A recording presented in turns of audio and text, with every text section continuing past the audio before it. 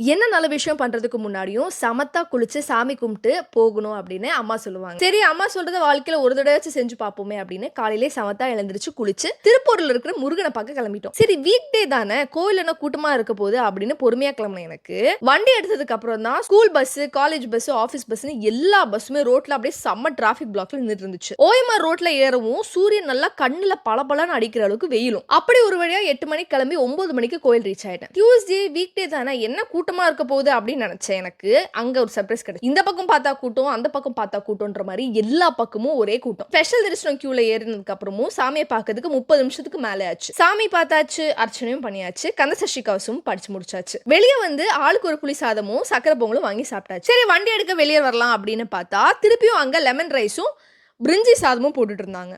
சரி ஏன் மிஸ் பண்ணுவானே அப்படின்னு லைன்லயும் இருந்துட்டோம். இவ்வளோ கூட்டமா லைன் இவ்வளோ பெருசா இருக்கிறதெல்லாம் நாங்க பெருசாவே எடுத்துக்காம முருகன் நினைச்சு லைன்ல நிக்க ஆரம்பிச்சிட்டோம். பிரேக்ஃபாஸ்ட் லஞ்ச் அப்படின்னு எல்லாத்தையுமே ஒன்னா முடிச்சுட்டு வீட்டுக்கு வந்தாச்சு. ஸோ நீங்களும் ஏதாச்சும் நல்ல விஷயம் பண்ண போறீங்க அப்படின்னா வை நாட் காலை எழுந்திரிச்சு குளிச்சு சாமி கும்பிட்டு பண்ணுங்களேன், நல்லா தான் இருக்கு. Thank you so much for watching. See you in the next vlog. Bye bye.